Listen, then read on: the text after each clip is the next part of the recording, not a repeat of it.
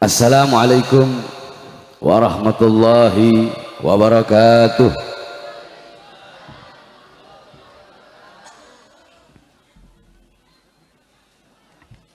Alhamdulillahil qawiyyi sultanuh, al-wadihil burhanuh, al-mabsut fil wujud karamuhu wa ihsanuh. Allahumma salli wa sallim wa barik wa karrim wa azzim ala nuril anwar wa sirril asrar wa tiryakil aghyar wa miftahi babil yasar sayyidina wa maulana Muhammadinil Mukhtar wa alihil athhar wa ashabihil akhyar adada ni'amillahi wa ifdalih, amma ba'd. Yang saya cintai, yang saya muliakan, para alim ulama, para habaib, para kiai, para asatid, para tokoh masyarakat, segenap aparat pemerintah, wabil khusus guru-guru kita yang baru saja memberikan nasihat dan tausiahnya yang luar biasa kepada kita semua, Al-Habib Muhammad ibn Husain Al-Attas.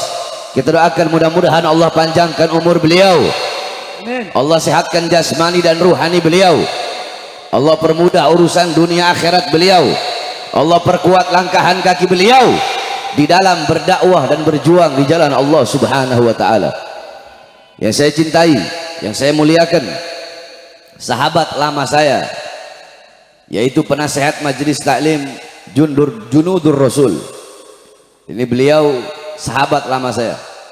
Saya terakhir ke sini berapa tahun lalu, Ustaz Misbah? 10 tahun ya? 10 tahun lalu. Alhamdulillah sekarang baru datang lagi, yaitu Al-Ustaz Misbah. Kita doakan mudah-mudahan Allah panjangkan umur beliau, Allah sehatkan jasmani dan ruhani beliau, Allah permudah urusan dunia akhirat beliau, Allah jadikan santri-santri beliau memiliki ilmu yang bermanfaat, santri-santri yang soleh dan soleha. Amin amin rabbal alamin. Yang saya cintai, yang saya muliakan adalah Habib Saleh Al-Attas. Yang saya cintai, yang saya muliakan ada Haji Hasan. Haji Hasan orang tua kita. Saya juga udah lama gak ketemu sama Haji Hasan. Alhamdulillah di sini banyak kawan-kawan lama saya, saudara-saudara lama yang udah lama nggak berjumpa, baru berjumpa ini. Mudah-mudahan Allah Subhanahu wa taala panjangkan semua umur beliau-beliau, Allah sehatkan jasmani dan ruhani beliau-beliau. Wabil khusus bapak-bapak, ibu-ibu, hadirin hadirat, para pemuda-pemudi umat baginda Nabi besar Muhammad yang selalu dimuliakan oleh Allah Subhanahu wa taala. Saudara-saudara sekalian yang dimuliakan oleh Allah, kita duduk pada malam hari yang mulia ini dalam rangka Maulid Agung Nabi Muhammad sallallahu alaihi wasallam, sekaligus milad ke-6 Majelis Taklim Junudur Rasul, beserta juga akekah, ya akekah daripada anak daripada guru kita Al-Ustaz Misbah. Saudara-saudara sekalian yang dimuliakan oleh Allah Subhanahu wa taala, sedikit saya bahas satu persatu tentang maulid, sedikit tentang milad majlis, dan tentang akekah.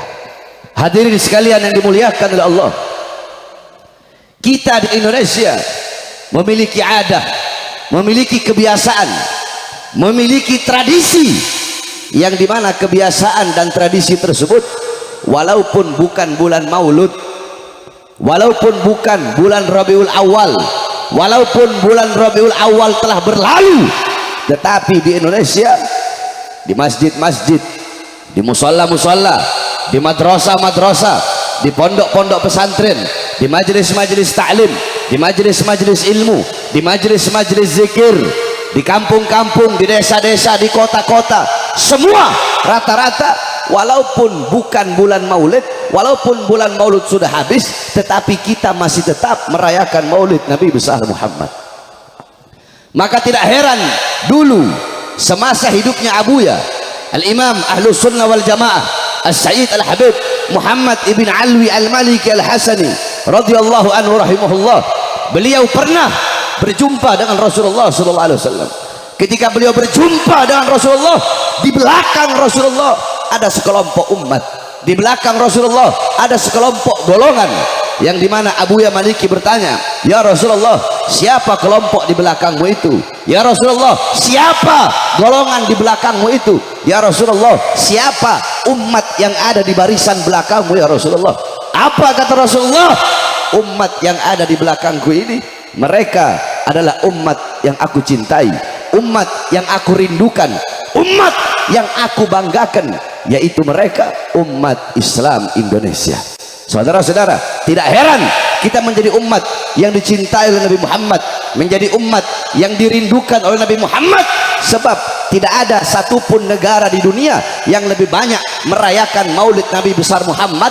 Bahkan walaupun sudah habis bulan maulid, tidak ada lebih banyak merayakan maulid seperti banyaknya yaitu acara-acara maulid di negara yang kita cintai, yaitu negara Kesatuan Republik Indonesia. Saudara-saudara sekalian yang dimuliakan oleh Allah Subhanahu wa taala, Al-Imam Busiri radhiyallahu an di dalam qasidah Muhammadiyahnya beliau mengatakan, Muhammadun dzikruhu rauhun li anfusina.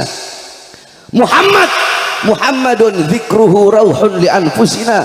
Muhammad, menyebut nama beliau, Muhammad mengingat beliau, Muhammad mengenang beliau, rauhun li anfusina, itu adalah ketenangan, itu adalah kedamaian, itu adalah ketentraman bagi hati-hati kita. Saudara-saudara, ketika disebut nama Nabi Muhammad, bahkan telaga Al-Kausar yang sedang mengalir, telaga Al-Kausar berhenti mengalir hanya untuk mendengarkan lidah-lidah yang basah dengan menyebut nama baginda Nabi besar Muhammad.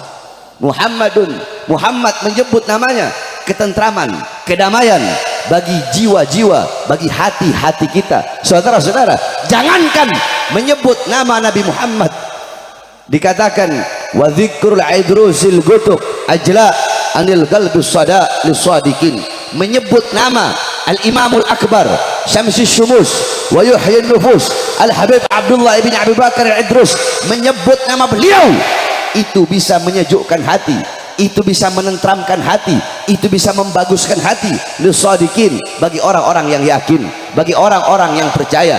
Menyebut nama cucunya saja seperti itu, maka bagaimana dengan menyebut nama datuknya, yaitu baginda Nabi besar Muhammad sallallahu alaihi wasallam. Muhammadun dzikruhu rauhun li anfusina, Muhammadun syukruhu fardun alal umami. Muhammad, bersyukur dengan adanya beliau, bersyukur dengan lahirnya beliau, wajib bagi setiap umat untuk bersyukur dengan adanya baginda Nabi besar Muhammad sallallahu alaihi wasallam. Saudara-saudara, jangankan bersyukur dengan adanya Nabi Muhammad, kita umat Islam, kita disunnahkan berpuasa pada hari Asyura, yaitu tanggal 10 Muharram. Kenapa kita disunnahkan berpuasa pada tanggal 10 Muharram? Karena dulu Rasulullah pernah bertanya kepada orang-orang Yahudi Madinah tentang puasa mereka pada tanggal 10 Muharram. Orang-orang Yahudi Madinah menjawab, ya Rasulullah, kami berpuasa pada tanggal 10 Muharram karena kami bersyukur kepada Allah atas selamatnya Musa dari kejaran Fir'aun. Apa kata Rasulullah? Nahnu ahaggu bi Musa minkum, kami lebih berhak atas Musa daripada kalian. Nabi Muhammad pun berpuasa dan memerintahkan para sahabat untuk berpuasa. Akan tetapi agar tidak sama, agar tidak serupa dengan orang-orang Yahudi, Nabi berkata, andaikan aku hidup sampai tahun depan, aku akan berpuasa pada hari Tasu'ahnya 9 dan 10 Muharram. Kalau orang Yahudi cuma puasa pada tanggal 10 Muharram, maka kita umat Islam disunnahkan 9 dan 10 Muharram. Untuk apa? Untuk bersyukur kepada Allah atas selamatnya Nabi Musa dari kejaran Fir'aun. Nah, saudara-saudara, bersyukur kepada Allah atas selamatnya Nabi Musa dari kejaran Fir'aun menjadi ibadah sunnah. Maka bagaimana bersyukur kepada Allah atas selamatnya seluruh alam semesta berkat adanya baginda Nabi besar Muhammad. Kalau kita bersyukur kepada Allah atas selamatnya Nabi Musa dari kejaran Fir'aun, ini kalau saya ngomong Fir'aun nanti ada yang panas lagi ini. Bersyukur kepada Allah atas selamatnya Nabi Musa dari kejaran Fir'aun menjadi ibadah sunnah, maka bagaimana bersyukur kepada Allah atas selamatnya seluruh alam semesta, seluruh jagat raya, berkat adanya baginda Nabi besar Muhammad. Bahkan saudara-saudara, para nabi, para rasul, beliau-beliau terselamatkan berkat baginda Nabi besar Muhammad.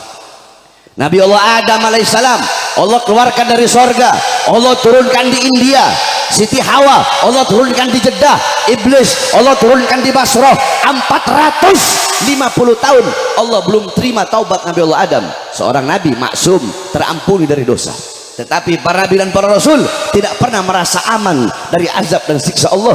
Itu adalah muntahal khauf, puncak rasa takut, yaitu tidak pernah merasa aman dari azab dan siksa Allah. 450 tahun belum Allah terima taubatnya. Ketika di kota Mekah baru Allah terima taubatnya. Kenapa Allah terima taubat Nabi Allah Adam? Karena beliau membawa nama Nabi Muhammad dalam pertaubatannya kepada Allah Subhanahu wa taala. Bahkan sampai-sampai Allah berfirman kepada Adam, laula Muhammad ma khalaqtuka ya Adam. Kalau bukan karena Muhammad, tidak akan pernah aku ciptakan engkau wahai Adam. Nabi Allah Adam terselamatkan berkat Nabi Muhammad. Nabi Allah Nuh alaihissalam Allah selamatkan dari banjir bandang berkat dalam tulang sulbinya membawa nur baginda Nabi besar Muhammad. Nabi Allah Ibrahim Allah selamatkan dari api Namrud karena dalam tulang sulbinya membawa nur baginda Nabi besar Muhammad. Nabi Allah Ismail alaihissalam Allah selamatkan dari penyembelihan Nabi Allah Ibrahim karena dalam tulang sulbi Nabi Allah Ismail membawa nur baginda Nabi besar Muhammad. Para nabi, para rasul, seluruh alam jagat raya, seluruh alam semesta, seluruh makhluk terselamatkan berkat adanya Nabi Muhammad. Maka bagaimana cara kita bersyukur kepada Allah? Jikalau bersyukur atas selamatnya Musa menjadi ibadah sunnah, maka bersyukur atas selamatnya seluruh alam jagat raya itu merupakan suatu kewajiban. Bersyukur dengan adanya baginda Nabi besar Muhammad, sebagaimana yang Imam Busiri katakan, Muhammadun syukruhu fardun alal umami. Muhammad bersyukur dengan adanya beliau wajib bagi setiap umat. Maka kita duduk pada malam hari ini untuk bersyukur kepada Allah atas lahirnya cahaya alam semesta, atas lahirnya penerang jiwa, yaitu baginda Nabi besar Muhammad sallallahu alaihi wasallam. Oleh karenanya saudara-saudaraku sekalian yang dimuliakan oleh Allah Subhanahu wa taala, dengan kita duduk di majelis-majelis maulid, dengan kita duduk di perkumpulan-perkumpulan pada malam hari ini, jangan hanya sekedar duduk saja, akan tetapi pulang nanti dari acara maulid, pulang nanti dari majelis maulid, jadikan Nabi Muhammad sebagai teladanmu, sebagai uswahmu, sebagai gutwahmu, sebagai idolamu, teladanmu, pedomanmu dalam kehidupan engkau sehari-hari. Jangan engkau jauh dari akhlak Nabi Muhammad, jangan engkau jauh dari ajaran Nabi Muhammad, jangan engkau jauh dari sunnah-sunnah baginda Nabi besar Muhammad. Hidupkan engkau punya rumah tangga dengan sunnah Nabi Muhammad, dengan ajaran Nabi Muhammad. Hidupkan engkau punya kampung, engkau punya desa, engkau punya kota, engkau punya daerah. Hidupkan dengan ajaran Nabi Muhammad, hidupkan dengan sunnah-sunnah baginda Nabi besar Muhammad sallallahu alaihi wasallam. Hidupkan dengan akhlak Nabi Muhammad, dengan adab Nabi Muhammad, dengan amar ma'ruf Nabi Muhammad, dengan nahi mungkar Nabi Muhammad sallallahu alaihi wasallam. Saudara-saudaraku sekalian yang dimuliakan oleh Allah, kita duduk di sini juga dalam rangka milad ke-6 Majelis Taklim Junudur Rasul, yang dimana majelis-majelis taklim adalah wadah, majelis-majelis taklim adalah kendaraan bagi orang-orang untuk mengenal Nabi Muhammad, untuk mengenal para pewaris Nabi Muhammad, untuk mengenal para sahabat, untuk mengenal para tabi'in dan tabi'in, untuk mengenal para tabi'in. Majelis taklim adalah wadah bagi orang-orang untuk mendekatkan diri kepada Allah, untuk mendekatkan diri kepada Rasulullah sallallahu alaihi wasallam. Bapak-bapak, ibu-ibu sekalian yang dimuliakan oleh Allah Subhanahu wa taala, majelis-majelis taklim, majelis-majelis zikir, majelis-majelis sholawat, perkumpulan-perkumpulan seperti pada malam hari ini, inilah peninggalan Nabi Muhammad. Jikalau kalian pengen tahu seperti apa dulu perkumpulan Nabi Muhammad, maka lihatlah perkumpulan-perkumpulan seperti pada malam hari ini. Inilah perkumpulan baginda Nabi besar Muhammad. Inilah warisan Nabi Muhammad.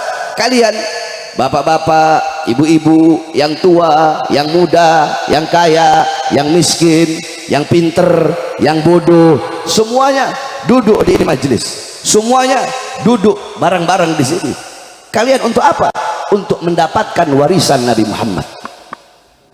Nabi Muhammad, beliau tidak mewariskan harta, Warisan beliau bukan uang, bukan emas, bukan permata, bukan dinar, bukan dirham, bukan pangkat, bukan jabatan, bukan tahta, bukan kekuasaan, tetapi warisan Nabi ilmu, amal, wara, khauf, ikhlas, zuhud, takwa, sabar, qanaah, khasyah. Itu warisan Nabi Muhammad. Abu Hurairah radhiyallahu anhu, suatu waktu Abu Hurairah pergi ke pasar. Abu Hurairah berkata, wahai orang-orang pasar, di masjid sedang dibagi-bagikan warisan Nabi Muhammad. Yang berdagang berhenti berdagang, yang punya toko menutup tokonya, mereka pergi sama-sama ke masjid untuk mendapatkan bagian daripada warisan Nabi Muhammad. Mereka sampai di masjid, mereka berkata, oh hai Abu Hurairah, mana katamu sedang dibagi-bagikan warisan Nabi, tetapi kami tidak melihat dibagikan pakaian Nabi, atau dibagikan tongkat Nabi, atau dibagikan selimut Nabi, atau dibagikan kasur Nabi dari pelepah. Tidak ada. Yang ada hanyalah halakoh-halakoh, lingkaran-lingkaran. Yang ada hanyalah perkumpulan-perkumpulan orang-orang yang sedang menuntut ilmu, yang sedang mencari ilmu, yang sedang berzikir. Apa kata Abu Hurairah? Majlis-majlis ilmu, majlis-majlis zikir, itulah warisan daripada baginda Nabi besar Muhammad sallallahu alaihi wasallam. Kita duduk di sini untuk mendapatkan warisannya Nabi. Nah, saudara-saudara, ketika engkau telah mendapatkan warisan Nabi, apakah ada warisan yang lebih mahal, warisan yang lebih berharga, warisan yang lebih bernilai daripada warisan Nabi Muhammad?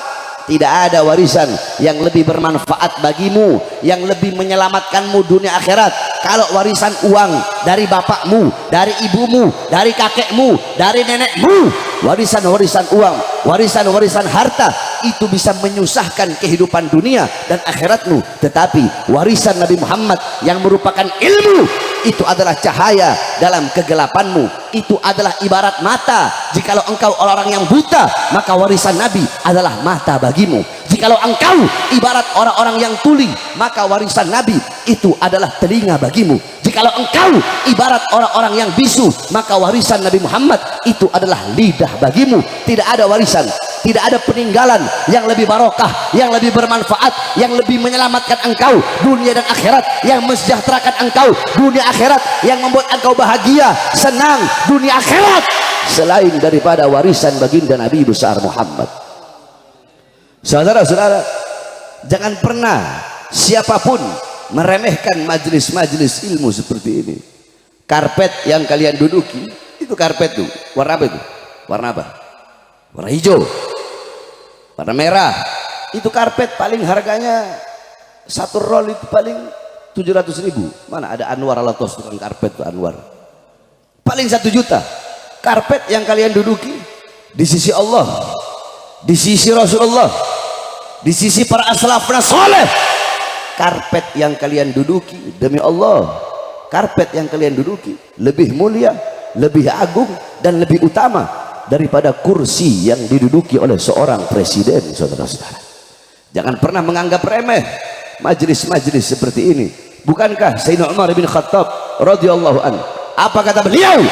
Innallaha lam yahluk fi wajhil ardi turaban afdal min majlisil ilm.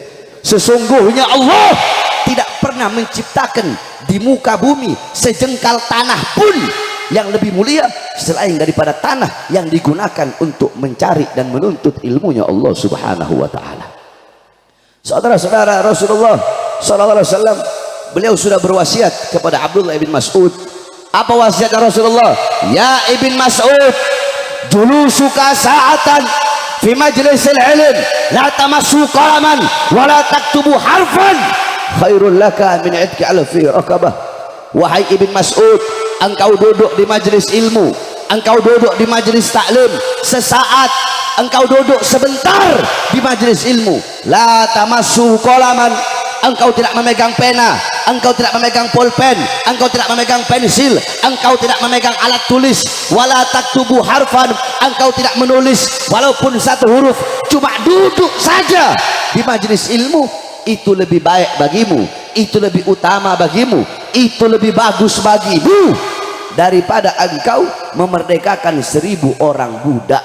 Saudara-saudara, jangankan memerdekakan 1000 orang budak, memerdekakan satu orang budak saja, pahalanya di sisi Allah. Siapa orang yang memerdekakan satu orang budak, maka seluruh jawarihnya, seluruh anggota tubuhnya akan merdeka dari nerakanya Allah. Maka bagaimana kalau memerdekakan 1000 orang budak, sedangkan duduk di majelis ilmu, duduk di majelis taklim, itu lebih utama, itu lebih mulia daripada memerdekakan 1000 orang budak. Nah, saudara-saudara, majelis-majelis taklim seperti ini, di majelis-majelis ilmu kita bisa mengenal Allah, mengenal Rasulullah, mengenal mana baik, mengenal mana buruk, bisa mendekatkan kita kepada Allah, bisa mempererat hubungan kita dengan Allah, mempererat hubungan kita dengan Rasulullah Sallallahu Alaihi Wasallam. Maka selalulah kalian melangkah ke majelis-majelis taklim, ke majelis-majelis ilmu, ke majelis-majelis zikir. Jangan sampai engkau punya kaki enggan untuk melangkah ke majelis-majelis seperti ini. Saudara-saudaraku sekalian yang dimuliakan oleh Allah Subhanahu wa taala, para ulama, para kiai, para ustadz, para habaib, beliau-beliau pewaris Nabi Muhammad, penyambung lidah Nabi Muhammad, beliau-beliau penerus perjuangan Nabi Muhammad. Jangan engkau jauh juga dari para ulama, jangan engkau jauh dari para ustadz, jangan engkau jauh dari para kiai, jangan jauh dari para habaib. Ikuti beliau-beliau, cintai beliau-beliau, jadikan beliau-beliau sebagai teladanmu, uswahmu, qudwahmu. Almar'u ma'aman ahab. Kelak seseorang akan dikumpulkan bersama orang-orang yang ia cintai. Man tasyabbaha biqaumin fahuwa minhum.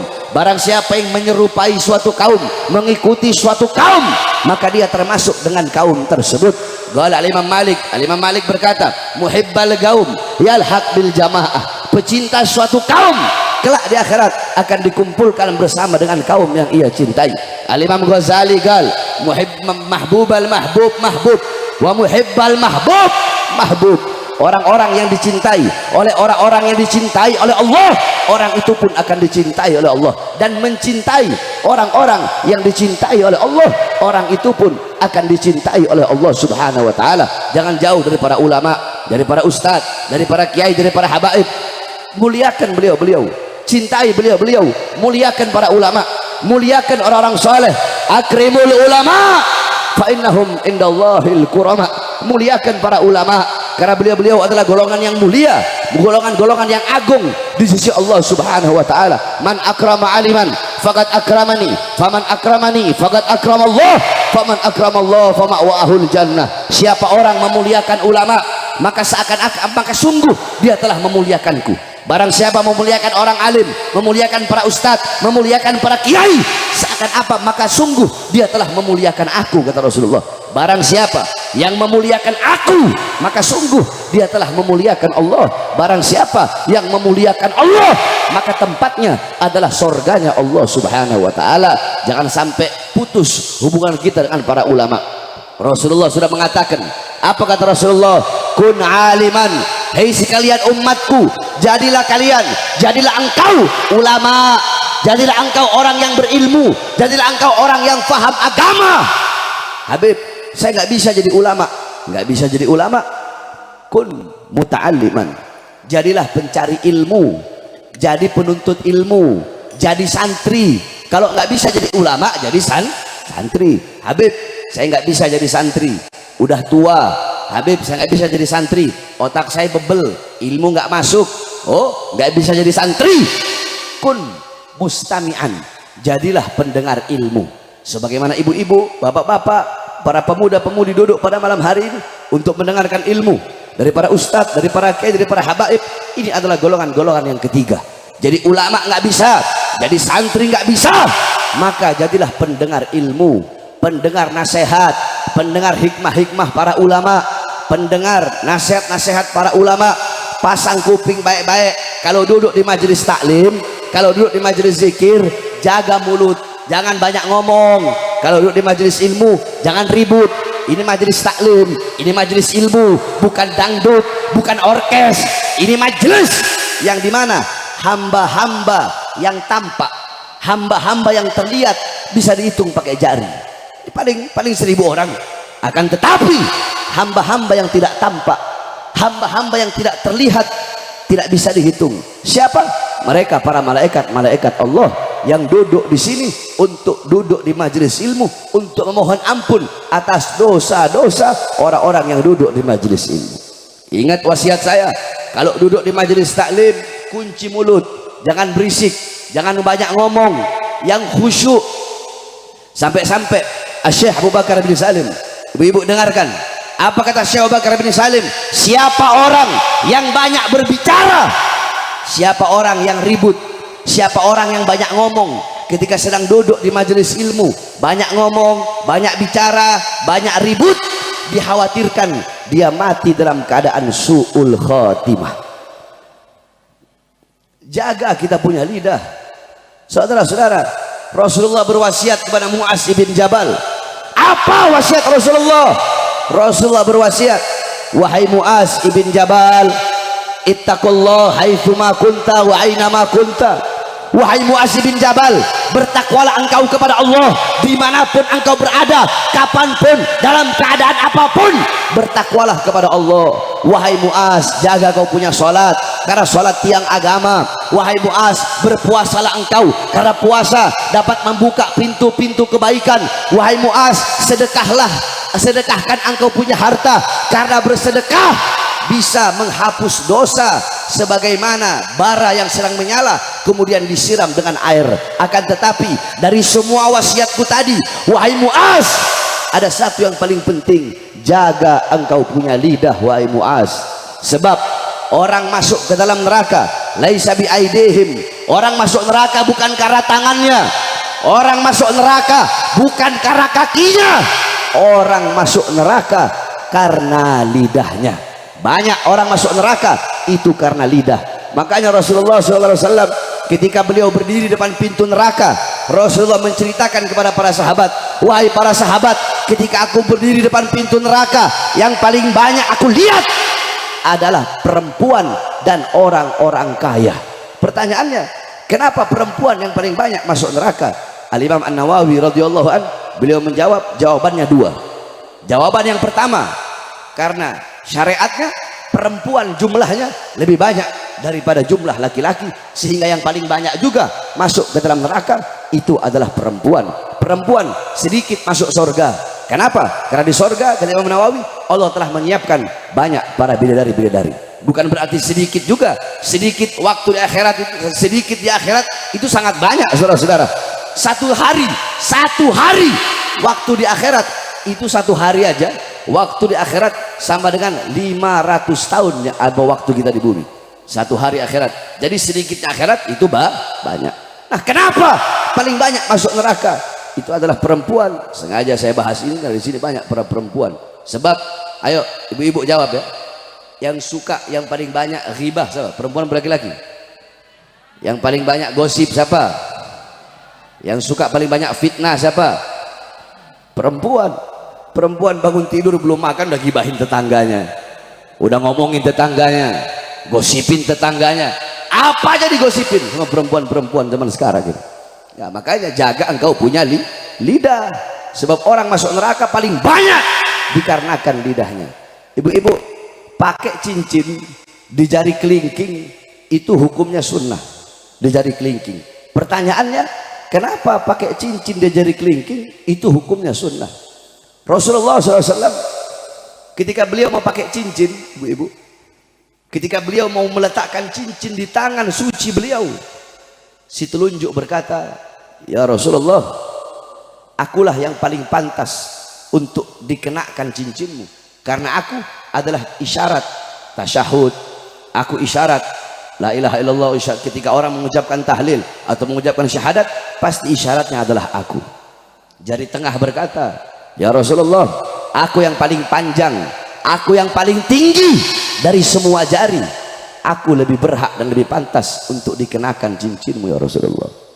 Jari manis berkata, jempol berkata, ya Rasulullah, aku yang paling besar dari semua, akulah yang paling pantas untuk dikenakan cincinmu ya Rasulullah.